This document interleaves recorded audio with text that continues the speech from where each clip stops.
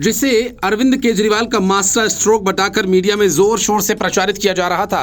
पता चला वो मास्टर स्ट्रोक पूरी तरह से फेक है और उसके नाम पर वो जो वोट की फसल काटने की योजना थी पूरी तरह से हवा निकल चुकी उसकी। और बाकायदा विज्ञापन जारी करके बताया गया कि दिल्ली में ना तो कोई महिला सम्मान योजना है और ना ही कोई संजीवनी योजना।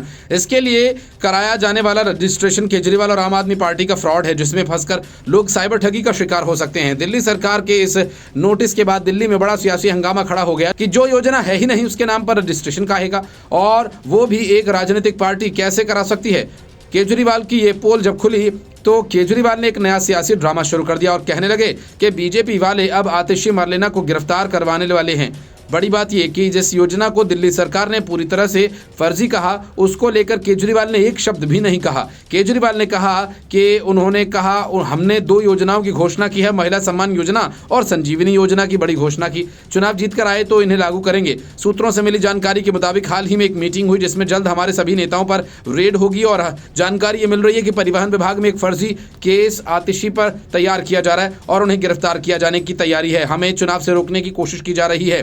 दरअसल अरविंद केजरीवाल ने ऐसे वक्त में यह आशंका जाहिर की जब दिल्ली सरकार की ओर से शुरू की गई महिला सम्मान योजना और संजीवनी योजना को लेकर बड़ा बवाल हो गया। दिल्ली स्वास्थ्य विभाग और महिलाओं एवं बाल विकास कल्याण विभाग ने अलग अलग पब्लिक नोटिस जारी किया और कहा कि दिल्ली में अभी तक ऐसी कोई योजना नहीं और ऐसे में कोई भी नागरिक अपने निजी जानकारी किसी व्यक्ति के साथ साझा न करे। यह पूरा मामला दिल्ली में 3 दिन पहले महिला सम्मान योजना के लिए रजिस्ट्रेशन शुरू किए जाने के बाद हुआ। दिल्ली में आम आदमी पार्टी के कार्यकर्ता घर घर जाकर लोगों से इस योजना के लिए फॉर्म भरवा रहे हैं। अरविंद केजरीवाल ने खुद इस योजना की शुरुआत की थी। इस योजना के तहत अरविंद केजरीवाल ने कहा था कि दिल्ली की मुख्यमंत्री आतिशी की सरकार केंद्र शासित प्रदेश की महिलाओं को हर महीने 1000 रुपए की सहायता करेगी। इसके साथ ही दिल्ली में आपकी दोबारा सरकार बनने के साथ ही इस योजना के तहत सहायता राशि बढ़ाकर 2100 रुपए कर दी जाएगी। अब दिल्ली की महिला और बाल कल्याण विभाग ने पब्लिक नोटिस में कहा कि सरकार के पास ऐसी कोई योजना नहीं है। हेल्थ डिपार्टमेंट ने भी नोटिस जारी कर संजीवनी योजना को लेकर कहा कि अभी ये योजना लागू नहीं है, इसे लेकर कोई नोटिफिकेशन जारी नहीं हुआ। केजरीवाल ने बड़ा दावा करते हुए कहा कि ईडी, सीबीआई, इनकम टैक्स को दिल्ली की सीएम आतिशी को गिरफ्तार करने के लिए कहा गया। मैं पूरी जिम्मेदारी के साथ कह रहा हूं, अरविंद केजरीवाल के बाद दिल्ली के सीएम आतिशी ने भी गिरफ्तारी की आशंका जताई। उन्होंने कहा कि हमें यह बताया गया कि परिवहन विभाग से संबंधित मेरे खिलाफ फर्जी मामला दर्ज किया गया है। मैं परिणाम भुगतने के लिए तैयार हूं। मुझे कानून पर पूरा भरोसा है। मुझे विश्वास है कि अगर मुझे गिरफ्तार किया गया तो मुझे जमानत मिल जाएगी। इसी सियासी घमासान के बीच संजय सिंह ने बीजेपी पर बड़ा हमला बोला। उन्होंने कहा कि बीजेपी का दिमाग काम करना बंद कर दिया है। आखिर उनको आप सरकार से इतनी चिढ़ क्यों है। उन्होंने आगे कहा कि बीजेपी ने दबाव बनाकर अधिकारी से विज्ञापन निकलवाया और दिल्ली आबकारी नीति मामले में आम आदमी पार्टी के नेताओं पर कार्रवाई होगी। आखिर अरविंद केजरीवाल से इतनी नफरत क्यों। केजरीवाल जो बोलते हैं वो करते हैं। बीजेपी पागल हो गई है, उनका दिमाग काम करना बंद कर चुका है। बीजेपी झूठ बोलती है, फैलाती है।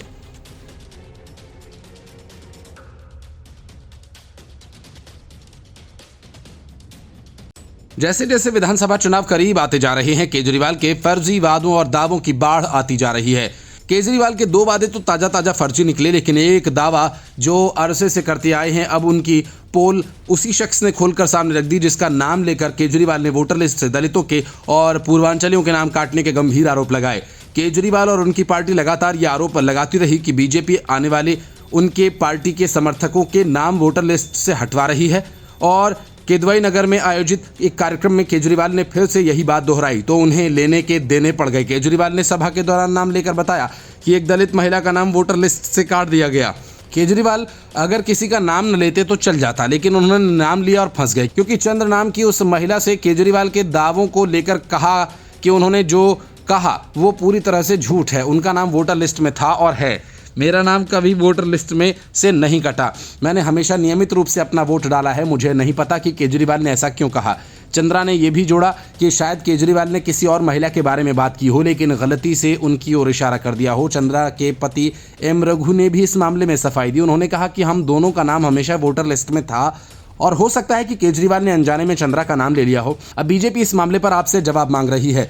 बीजेपी के प्रदेश अध्यक्ष वीरेंद्र सचदेवा ने हमला बोलते हुए एक्स पर लिखा कि मतदाता सूची पर भ्रम फैला रहे महाठग को महिला ने मुंहतोड़ जवाब दिया। अरविंद केजरीवाल की आम आदमी पार्टी एक सुसंगठित नेटवर्क के माध्यम से दिल्ली में रोहिंग्या और बांग्लादेशी नागरिकों के अवैध प्रवास को सक्रिय रूप से बढ़ावा दे रही है। इस राष्ट्र विरोधी अभियान से ध्यान हटाने के लिए उन्होंने भाजपा पर पूर्वांचलियों के वोटर कार्ड रद्द करने का झूठा आरोप लगाया।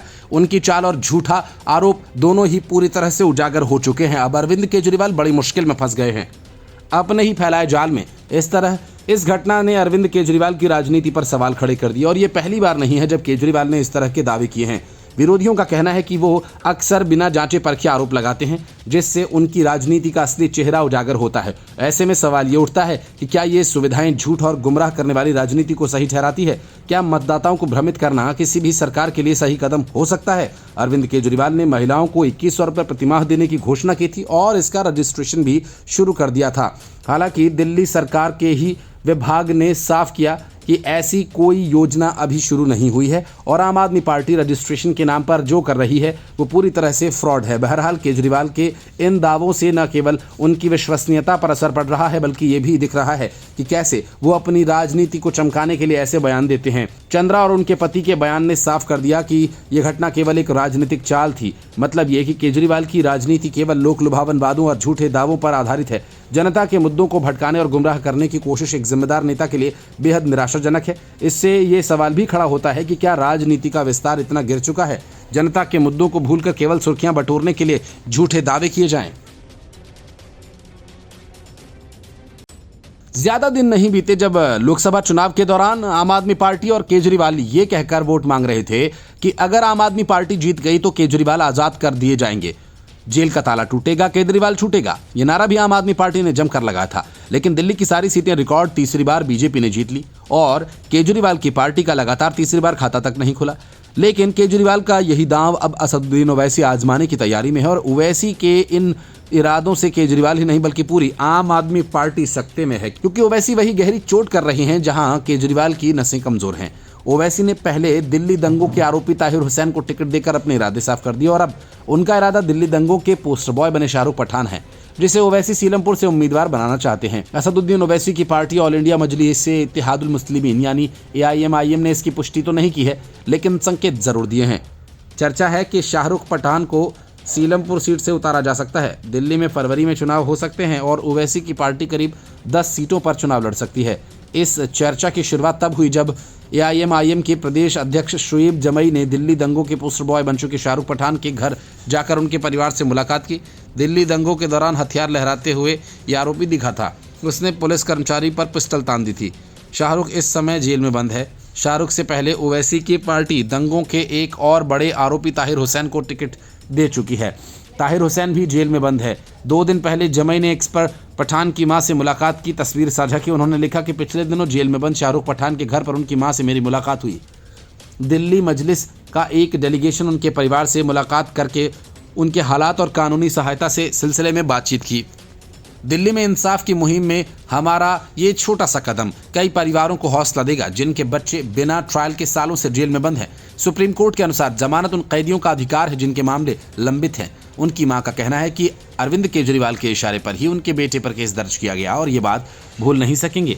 जमई ने कुछ मीडिया चैनल से बातचीत में कहा कि टिकट को लेकर अंतिम फैसला हाईकमान करेगा। प्रदेश अध्यक्ष के तौर पर मेरी जो जिम्मेदारी थी वो मैंने पूरी की। शाहरुख को टिकट मिलने की चर्चा को खारिज किए बिना उन्होंने कहा कि अभी इस पर कोई फैसला नहीं लिया गया, लेकिन सीलमपुर से एक मजबूत उम्मीदवार की आवश्यकता है क्योंकि आम आदमी पार्टी और कांग्रेस के नेता पाला बदल चुके हैं। AIMIM जिनको भी सीलमपुर से टिकट देगी वो मजबूत उम्मीदवार को ही देगी।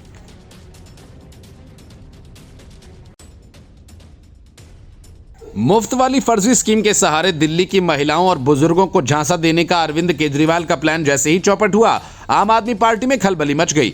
अरविंद केजरीवाल आतिशी मरलेना की गिरफ्तारी से लेकर खुद के घर पर छापेमारी की कहानी सुनाने लगी और आतिशी मरलेना सरकार के अफसरों को धमकाने लगी। उनके खिलाफ कार्रवाई किए जाने की बात कही क्योंकि उन्हीं अफसरों ने आम आदमी पार्टी के फर्जीवाड़े की पोल खोली थी। महिला सम्मान और संजीवनी योजना को सिरे से फर्जी घोषित किए जाने के बाद आम आदमी पार्टी का नया बना बनाया गेम बिगड़ गया। तो बौखलाहट में आतिशी मारलेना ने बीजेपी के पूर्व सांसद प्रवेश वर्मा पर महिलाओं को रुपए बांटने का आरोप लगा दिया। असल में प्रवेश वर्मा नई दिल्ली सीट से केजरीवाल के खिलाफ बीजेपी के संभावित उम्मीदवार हैं और इस बात की पूरी संभावना है कि प्रवेश वर्मा केजरीवाल के खिलाफ चुनाव लड़ें।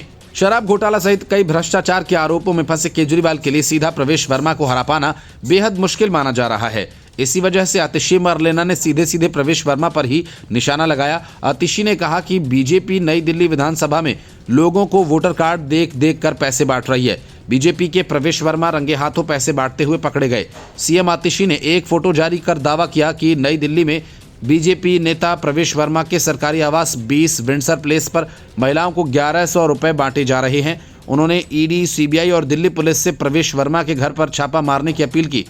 आतिशी मारलेना के आरोपों पर प्रवेश वर्मा ने आम आदमी पार्टी को करारा जवाब दिया और कहा कि उनके पिता ने एक संस्था बनाई थी, राष्ट्रीय स्वाभिमान संस्था। मेरी संस्था पुरानी है। पिता ने संस्कार दिए थे कि जरूरतमंदों की मदद करनी है। उन्होंने कहा कि कोविड के समय भी लोगों की मदद की, तब संजय सिंह हमारे घर के आसपास घूम रहे थे।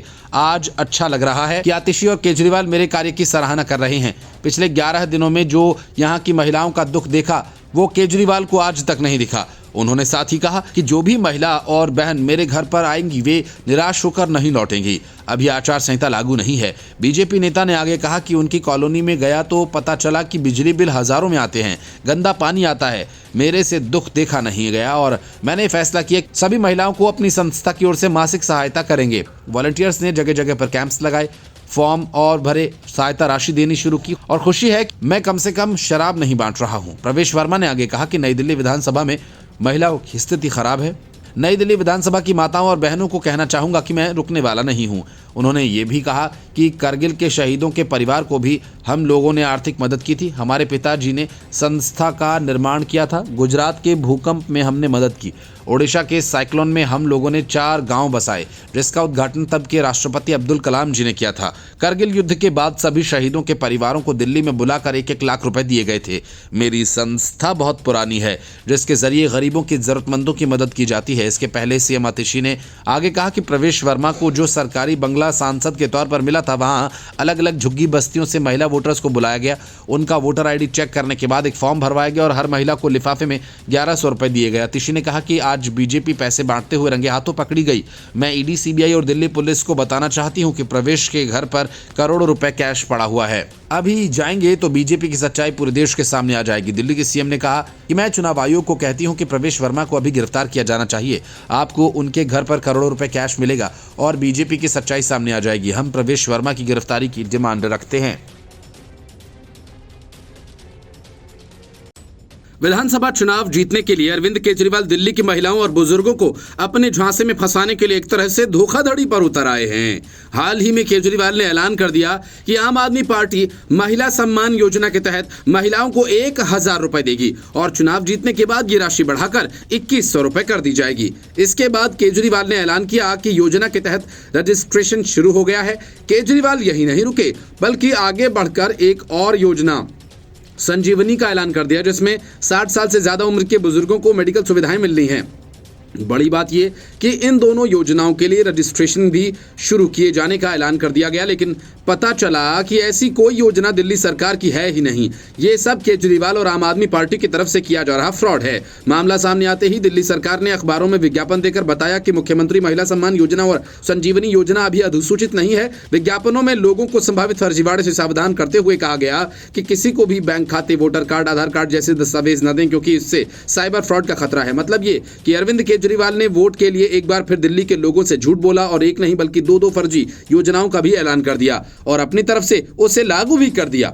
2 दिन पहले अरविंद केजरीवाल ने दिल्ली में 60 साल के ऊपर के बुजुर्गों के लिए संजीवनी योजना की घोषणा की थी और इसके लिए रजिस्ट्रेशन शुरू किए गए। लेकिन आज दिल्ली स्वास्थ्य विभाग के एक विज्ञापन ने योजना पर ही सवाल उठा दिए। विज्ञापन में कहा गया कि संजीवनी योजना नाम की कोई स्कीम नहीं। दिल्ली सरकार के महिला एवं बाल विकास विभाग और स्वास्थ्य एवं परिवार कल्याण विभाग की ओर से अखबारों में पब्लिक नोटिस निकालकर सावधान किया गया है। महिला एवं बाल विकास विभाग की ओर से नोटिस में कहा गया कि उन्हें मीडिया रिपोर्ट्स की जानकारी मिली और एक राजनीतिक दल की ओर से मुख्यमंत्री महिला सम्मान योजना के तहत 2100 रुपए मासिक देने का वादा किया जा रहा है। ये साफ किया जाता है कि ऐसी किसी योजना को दिल्ली सरकार की ओर से नोटिफाई नहीं किया गया। इसी तरह संजीवनी योजना को लेकर भी कहा गया कि ये अभी अधिसूचित नहीं है। महिला एवं बाल विकास विभाग ने कहा कि जब भी ऐसी किसी योजना को अधिसूचित किया जाएगा, विभाग की ओर से आवेदन के लिए एक वेबसाइट को लॉन्च किया जाएगा। योग्यता की शर्तों और नियमों को भी साफ किया जाएगा। पब्लिक नोटिस में साफ किया गया है, क्योंकि ऐसी कोई योजना अभी है ही नहीं, इसलिए रजिस्ट्रेशन फॉर्म आवेदन का सवाल ही पैदा नहीं होता। नोटिस में कहा गया कि यदि कोई शख्स या राजनीतिक दल ऐसे फॉर्म या आवेदन या आवेदकों की जानकारी एकत्रित कर रहे हैं तो ये फर्जीवाड़े या बिना अधिकार के हैं। नागरिकों को सावधान किया जाता है। Bank account detail, voter ID cards, phone number, पता या ऐसे किसी भी संवेदनशील जानकारी को साझा करने के साथ ही उस फर्जीवाड़े से बचें। अपराध, साइबर अपराध, बैंकिंग धोखाधड़ी का शिकार आप हो सकते हैं। दिल्ली की आम जनमानस को सावधान किया जाता है। अस्तित्व में मौजूद नहीं ऐसी किसी स्कीम पर ध्यान न दें। महिला एवं बाल विकास विभाग ने भी ये कहा कि यदि कोई जानकारी साझा करता है तो उसके साथ कोई धोखाधड़ी होती है तो विभाग उसका जिम्मेदार नहीं। इसको लेकर अरविंद केजरीवाल का बयान आ गया। उन्होंने कहा कि किसी महिला सम्मान योजना और संजीवनी योजना से ये लोग बुरी तरह से बौखला गए हैं। अगले कुछ दिनों में फर्जी केसेस बनाकर आतिशी को गिरफ्तार करने का इन्होंने प्लान बनाया है। इसके पहले आम आदमी पार्टी के सीनियर नेताओं पर रेड की जाएगी। इन फर्जी योजनाओं को लेकर भाजपा की नेता बांसुरी स्वराज ने कहा कि आम आदमी पार्टी ऐसे ही फर्जी वादे करती है। उसने पंजाब में भी ऐसी ही घोषणा की थी, लेकिन आम आदमी पार्टी महिलाओं को 1 रुपए भी नहीं दे रही। दिल्ली में संजीवनी योजना को लेकर 24 दिसंबर से आम आदमी पार्टी फर्जी रजिस्ट्रेशन भी शुरू कर चुकी है और इसके तहत 60 साल के ऊपर के बुजुर्गों को मुफ्त योजना इलाज मिलेगा और इसके लिए अमीरी और गरीबी को बाधा न बनाकर हर बुजुर्ग को फ्री में इलाज मिलेगा। दिल्ली के निजी और सरकारी अस्पताल में मुफ्त इलाज मिलेगा और इसके लिए शर्त सिर्फ यही है कि आपको दिल्ली का वोटर होना और वोटर आईडी कार्ड होना जरूरी है।